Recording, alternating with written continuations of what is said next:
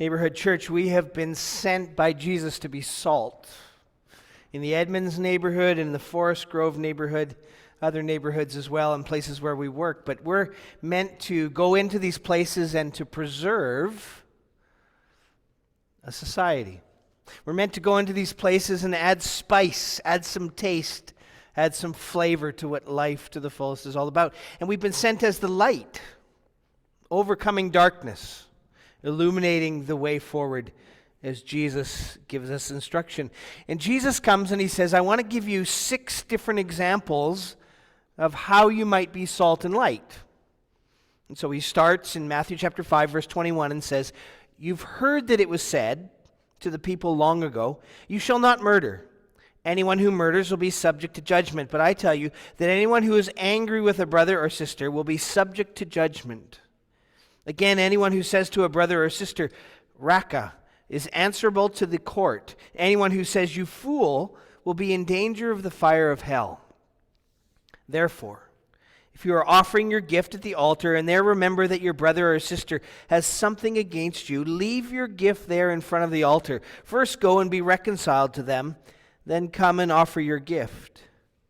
Settle matters quickly with your adversary who is taking you to court. Do it while you're still together on the way, or your adversary may hand you over to the judge, and the judge may hand you over to the officer. You may be thrown into prison. Truly, I tell you, you will not get out until you have paid the last penny. Somebody said that familiarity breeds complacency. I pray this morning that we would not be complacent, but that we would hear these words of Jesus afresh, as if for the first time. You're sitting on 2 sides. We've been around tables for the last number of weeks. Now you're looking at each other. You're sitting on opposing sides. It's almost like you were in the House of Commons.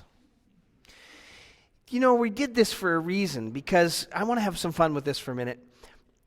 We create a us and them kind of mentality in the world, don't we? Like, let's do this simply, really easily. Like, let's pretend for a minute you guys are Vancouver Canucks supporters.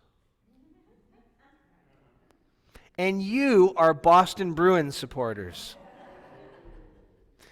Now, some of you, if you're old enough, you already recognize there's a little bit of tension there, isn't there? Right? You remember the playoffs those years ago and the sort of fighting, the grit that was there. And you remember how we felt about Boston Bruin fans? Or let's try again. It was quite funny because Deb, your friend Howard, was with us in Robson Park this morning, and he's an Air Canada pilot. So I said, and he was on this side, and I said, so you guys be WestJet, and you guys be Air Canada. Right? Like you feel a little bit of tension. Or let's get a little bit more serious, because we get into English Premier Soccer League. So you guys be Liverpool, and you guys be Chelsea. And there's Benjamin, just he's seething inside. But what if we get into politics? Now, I know south of the border, it might be you guys are the Democrats, you guys are the Republicans, but here we are, north of the border, we have 3 parties, which doesn't really work with 2 sides, but you get the point, because we feel this tension rising when somebody supports a different political party and the policies that they have. What about religion? We feel the tension in Robson Park a lot, don't we, when we recognize the mosque being built next door. People moving into the neighborhood. We feel the tension on a global scale when we look at issues like the Russian-Ukrainian war. And if I say the name of Putin, inwardly we all feel this tension rising within us. Global warming. I was down in the States a number of months ago, and actually a number of weeks ago, and heard with some of my friends this tension around whether it's real or not. And I could feel the hair on the back of my neck standing up. We feel these different sides, these different tensions. Well, we've been in this series for 6 weeks now. First 4 weeks were all about the Beatitudes, the fact that we are in Christ. That's our identity. That's not just how we're supposed to live. That's the reality of those who are following Jesus. But now we're into the second section, that we live like Christ. And last week we looked at salt and light, and we looked at the reality of the law. And now, as I mentioned a few minutes ago, we're going to spend the next number of weeks looking at 6 different examples of how Jesus says, I want you to be salt and light. Here's what it looks like.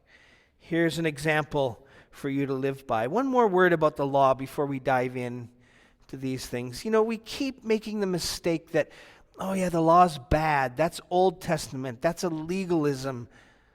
Jesus never said that. In fact, the Old Testament doesn't say that. We begin to read in the Old Testament about God's people in the Psalms, and we realized how much they loved the law, how much it guided their life, how much they realized they were a covenant people. Paul in the New Testament says, the law is like, well, it's like this wonderful nanny. Galatians, he says this. It's like this wonderful nanny that helps you to grow up and to mature. The problem is we've made a mistake. We've turned the law into an entrance requirement instead of an evaluation tool. See, the law was always there to show us, to guide us to what it looks like to live life to the fullest. Well, come with me into the first of these six different examples that Jesus gives. And I believe in this text, just these 5 or 6 verses, 21 to 26 in Matthew chapter 5, he takes 2 steps in helping us to look at what this whole issue of reconciliation is all about. So step 1, I think in verses 21 to 22, he redefines what murder is all about. And let me paint a picture for you. You can Google this and figure this out pretty quickly, but road rage is a thing. All you have to do is look into last week in Florida where 2 men somehow cut each other off and began shooting at each other as they were driving down the highway. Both of them are in court now because in their shooting, they both had daughters, young daughters, in the back seat of their car who were hit by flying bullets. You look at this last summer, somewhere in Oregon, a young father, 3 little kids, shot dead because of road rage. Last summer in Minneapolis, a coach driving home from a baseball game with his son in the car, and somebody cuts him off and shoots him because of the way he responded. We don't need all the sordid details of that, but we know that it's a thing. And we know that none of us in this room have ever had road rage and pulled out a gun and shot somebody. So why am I bringing this up? Because it's a simple, easy example of what Jesus is talking about. Jesus comes along and he says this in verse 21 and 22. You've heard that it was said to the people long ago, you shall not murder, and anyone who murders will be subject to judgment. But I tell you, he says, phew, we're safe. But wait a minute, you know we're not. Why does he say you've heard that it was said? Why doesn't he say as it was written? Well, because he's trying to get us to understand that his conflict, his problem, is not with the law. It's with the Pharisees' interpretation of the law. See, if it was with the law, he might well have said, as it is written, but he didn't. He says, as you've heard that it was said to the people long ago. Jesus has an issue with the Pharisees' interpretation of the law. He's not comparing law and grace, Old and New Testament. He's not doing that. He's contrasting the Pharisees' understanding of what the Father intended through the law with his own. And the Pharisees, he's claiming, have reduced or done reductionism, not only in what the law is, but in the consequences of the law. Can I show you that in this text? We read this and go, you've heard that it was said to the people long ago, you shall not murder. Well, we know where that's found, don't we? It's found in the 10 Commandments. Who can argue with that? But what the Pharisees did is they reduced it. They put a fence around it and said, as long as you physically don't kill someone, you're good.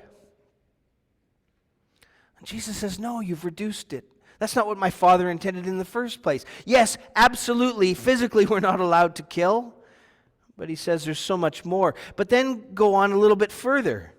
He says, anyone who murders will be subject to judgment. That's what the Pharisees said. But what they meant by that was anyone who physically murders someone will go to court and can be put into prison. True. What's the problem?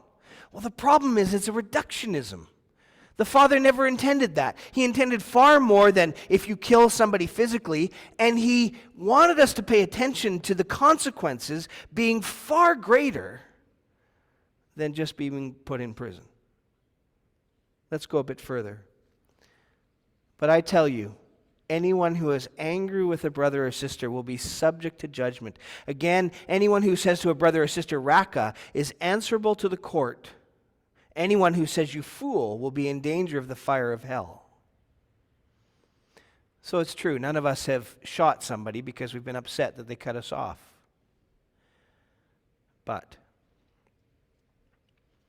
how many of us are guilty of saying something when somebody's cut us off?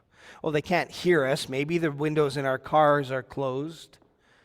But out comes something from deep inside, this anger that somebody would dare cut us off.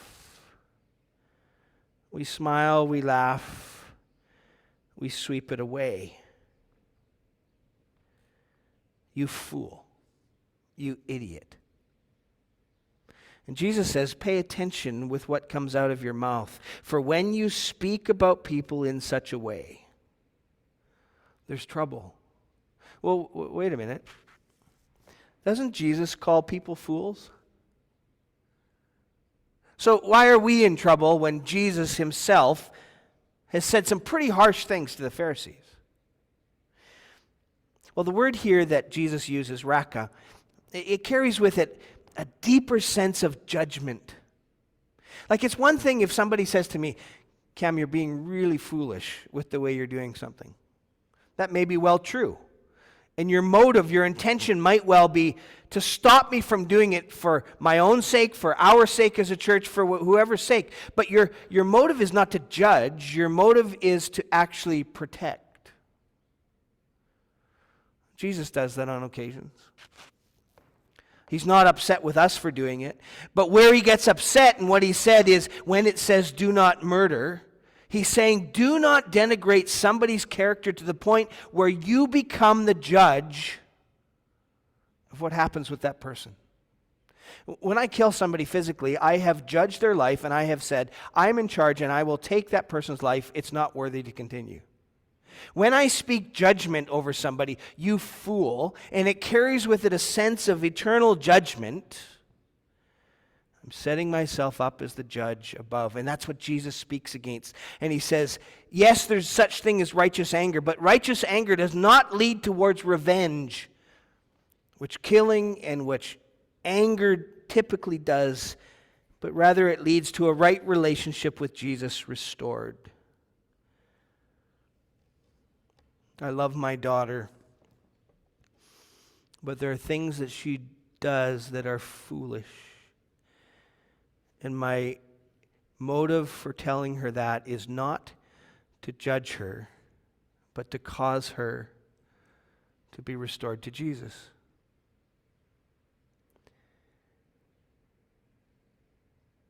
Anybody ever done that? Somebody cuts you off? Out comes the words. And you've set yourself up as judge.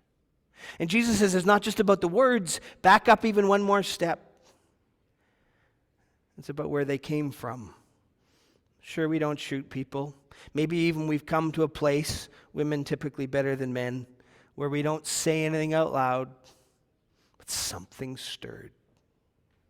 Now, I'm just using this one illustration of road rage, but how many other things are there that stir within us? As soon as I say the name of Putin, guess what happens inside of us? You can say, well, that's righteous anger. But how many of us have not wished the man dead so that all these things, atrocities, would not happen? Fill in the blank, give your own example. Jesus said, don't murder. And when I'm talking about murder, he would have said to us, it's not just about the physical reality, but it's not even just even about what you say. It's what's in your heart. And when you change your heart, this is what my Father had in mind when he gave the law in the first place. Life to the fullest has no room even for the thoughts, let alone words or actions. But there's one more thing here in these first couple of verses. It's about the consequence, not just the crime, but the consequence. And the Pharisees, as I said a minute ago, have reduced the consequences to you might get thrown in jail, or even at worst, you might receive capital punishment. Now you can say, well, what's worse than that? And that's the point that Jesus is making. Why are you settled to reduce the consequences to that? For what does he say? He says, those that commit murder are in danger of the fire of hell. And when I say commit murder, I'm also talking about our thoughts and our actions. See, Jesus has reinterpreted the law here. When he says the fire of hell, one of the things that I'm going to encourage you to do this week is go and Google Gehenna. For the fire of hell, when he says it here, he's speaking of a literal place out behind Jerusalem, to the southwest of Jerusalem. It's a valley, and it was a field of destruction. 600 years prior, a bunch of Jewish kings decided that they could do better if they actually bowed down and worshipped foreign gods from other peoples. So what did they do? Well, they saw these people sacrificing their kids, so they said, well, maybe that's a good idea for us. And so they encouraged and they went and sacrificed Jewish children in this field, hoping that the gods would be pleased with them. Jeremiah comes along and he says, what in the world are you doing?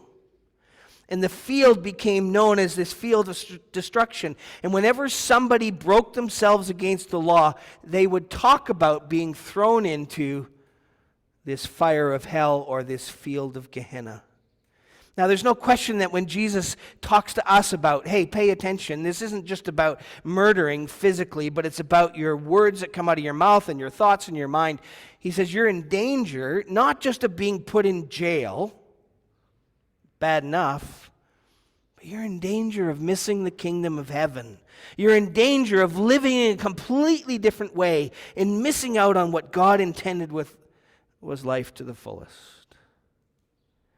For friends, Jesus' followers have surrendered to the Spirit and are being transformed. Well, we're halfway there. That was step one. Jesus redefines the whole issue of murder and the consequences. But he says, I'm not finished. I'm not finished with you yet, because that's the easy part. For when we get upset for something and we are about to speak, we can begin to, maybe work on it. I don't want to speak those things out of my mouth. And we can ask the Spirit to come and begin to transform us in our hearts. But Jesus says, that's the easy part. Here's the tougher part. And he moves a step further. Verse 23 to 24. Therefore, if you're offering your gift at the altar, and remember that your brother or sister has something against you, leave your gift there in front of the altar. First go and be reconciled to them, then come and offer your gift.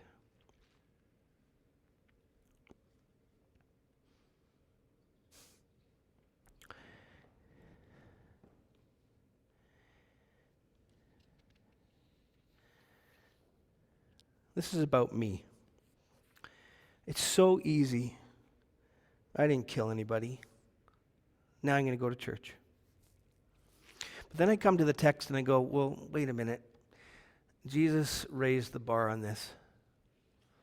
Have you spoken badly about anybody this week, Cam? Have you criticized them? Have you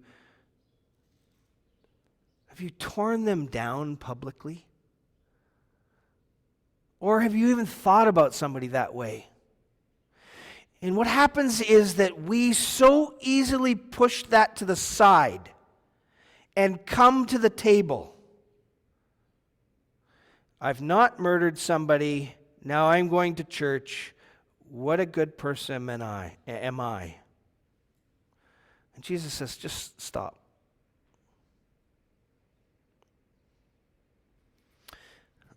My guess is it's 15 years ago. It might be 17. It might be 13. I was teaching at Regent. I walk into this class and somebody said, Roxborough. I knew another guy by the name of Roxburgh. What a complete idiot that guy was. Bob Roxburgh. He said it to me. And of course, that's my dad. And I'm looking at the person and I'm trying to think, how in the world am I going to respond to this? And then they went on and they continued to tear him down. Now, how do you think my emotions were when I went to teach that class just a little while after? It was pretty tough. Or here's another one. And I told Shelley in Robson Park I was going to throw her under the bus, so I'm going to do it again here. So Melissa, our daughter. Melissa's, I don't know how many followers she has on social media stuff. It's a lot. But Shelley inevitably goes on and reads posts about Melissa. Okay, first of all, don't ever do that. It's not good to read posts about people that you love. But she goes on and she starts reading these posts, and somebody starts tearing Melissa apart. She's a terrible actress. She's not pretty. She's not this. She's not that. And on and on and on and on. Okay, what do you think's happening inside Shelley? Now, at least at Regent,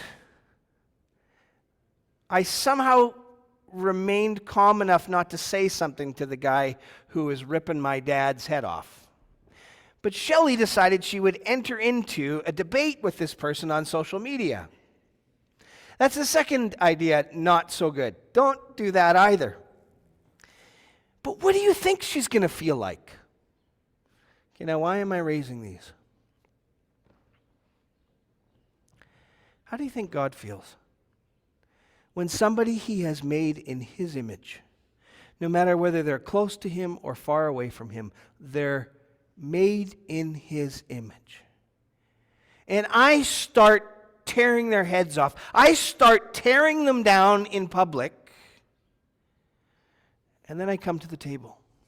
I have some kind of issue between us, and I come to the table as if it's no big deal. This is what Jesus is saying. Cameron, or fill in the blank, put your name there. How is it possible that you can come to church on a Sunday, let yourself off the hook for all that you've done during the week, and not deal with it? No. This is important, this gathering together. This is important, this coming to the table. Absolutely. But it's not as important, he says, as right now, get up and go and deal with the issues that bring conflict between you. Sinclair Ferguson, one of the Scottish commentators on this text, said it this way. He said, what we are before God is related to how we are with others. In other words, we come before God, the Father, the creator of people we've just torn down, and we come with this idea that somehow he looks at us as if everything's okay. And Jesus says, I want my followers to be different. I want my followers to be different than the world. I want them to initiate and to go and be reconciled. There's tension within the church. I'm not just talking about neighborhood church right now. There has been in the past, there will be again in the future. But I'm talking about the Big C church. There's tension between brothers and sisters, doctrinal tension. 9,000 different Baptist denominations. What do you think the world looks at us and thinks? We feel tension because somebody else has put us down. We feel tension because there's unmet expectations. We feel tension because we don't get our own way, or there's a church vote that goes in a different way than we wanted. We feel estranged, so what do? We leave. Church splits are at a crazy level. Sheep shuffling has become the norm. We ignore the tension between brothers and sisters, and it festers and it gives Satan a foothold. And Jesus says, not in my house. Go, put things right, for it's more important right now than the offering of your gift at the altar. For Jesus has entered into a covenant with his people, Abraham, Moses, David, through his son, and now his people. What does he say here?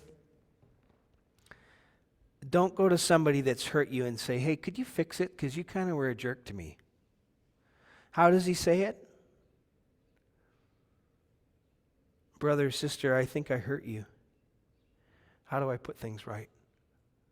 No, we take the initiative on things that might be that we've done, not what the other person's done. That's how high the bar is. That's how crazy the standard is. That Jesus says, for those who are my followers, not only are they not to tear somebody down, but they're to take the initiative even when they've been the one that's hurt and gone and say, how have I brought pain to you? For our reality as followers of Jesus is this: we live into the reality that the kingdom is present, and we take initiative to live in right relationships with our brothers and sisters now. How good would it be if by next Sunday we heard story after story after story of how we have initiated and gone and put things right with a brother or sister for the sake of Jesus and his kingdom? Well, we need to quit, but the passage isn't quite done. Another minute or two on these last two verses. Jesus says, settle matters quickly with your adversary who's taking you to court. Do it while you're still together on the way, or your adversary may hand you over to the judge. The judge may hand you over to the officer who you may be thrown into prison. Truly, I tell you, you'll not get out until you've paid the last penny. See, 23 and 24, Jesus is dealing with relationships inside the church. In 25 and 26, he's likely dealing with relationships outside. He said, get it right inside for sure, but don't forget the outside. Put it right with your neighbors. Put it right with your coworkers. You as my followers, take the first step towards reconciliation. For not only is it crucial, but here in 25 and 26, there's an urgency about it. Do it now. Don't wait. For Jesus' followers are to be known as peacemakers. They're to be intentional about reconciliation. We prayed a little while ago. Marion invited 3 people to pray, and the first issue on there was about, global tension. Afghanistan, Ukraine. I forget the other 2 countries that were there for a minute, but Ethiopia and Palestine. But I remember the days a generation ago when South Africa was top of that list. And the whole issue of apartheid was front and center. I remember being in South Africa in 1996 and walking into a corner grocery store. And I was there. It was the first day I was there, and so everything is sort of a bit new and a bit odd, and you're trying to figure things out. And there was a black man that came into the store, and he was ready to purchase something and came up to the counter, and I immediately stood behind him. He was first. He was there. It was his turn. And another white man came into the store, and he grabbed something, and as the clerk was about to help the first man that was there, and I was waiting in line, the other white man came up and went in front and looked at the clerk and said, "What are you about to do? Are you about to serve that person first? I'm first." You could see the tension that was there between the Afrikaans and the black people of South Africa. I'll never forget that moment. I wish I could have done something more, but it was the first day that I'm in the country, and you don't know how to deal with things in that moment. But God gave us a gift, Shelley and I and the kids. A number of years later, we were back in South Africa and got to spend a whole month with Michael Cassidy at the African Enterprise Office. And we heard Michael tell the story over the month of how apartheid had come to an end in South Africa. And Michael had been used by God as a major piece in this. He had found himself to be friends with some of the political figures, and God even gave him an opportunity to be coming alongside the leaders of the country. And he began to tell the story, and it's written in a phenomenal book, about how apartheid ended not just because political decisions were made, but because God's people, led by Michael, began to seek for reconciliation. They took the initiative. We hear the story of how apartheid ended and praise God around the reality that God can do even those big things. Now, I don't know that any of us are going to be involved in that kind of reconciliation as Michael was, but God has sent us into our neighborhoods to See reconciliation happen here in Edmonds. See it happen in Forest Grove. See it happen in the other places where He sent us, in our homes, in our workplaces, on our streets. For my people are to be different. And even when they're hurt, Jesus says, I want them to initiate, to be reconciled, and to reconcile all people, not to take revenge, whether that's physical or even just in our thoughts, but to seek reconciliation with all people. So what do? As soon as we begin to feel that anger welling up, we stop. Oh, Jesus, help me to be different. Take that anger and place it at the foot of the cross. And transform me so that my thoughts are not about how do I tear this person down, but how do I find a way?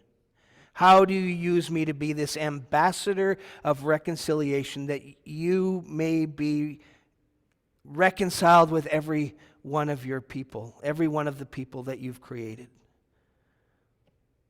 So friends, He sends us. He sends us into our neighborhoods. He sends us into our workplaces to be those ambassadors of reconciliation. Let me pray for us before we're led in communion. Lord Jesus, forgive me for those times where I've not physically killed somebody, but I sure have with my mouth or even my thoughts. And instead, would you, by the power of your Spirit, transform me? Not just so that I stop doing those things, but instead that I'm proactive and I take steps even when it hurts to be an agent of your kingdom and an ambassador of reconciliation for the kingdom's sake. I pray this for me. I pray this for each one of us in the name of Jesus and for His kingdom's sake. Amen.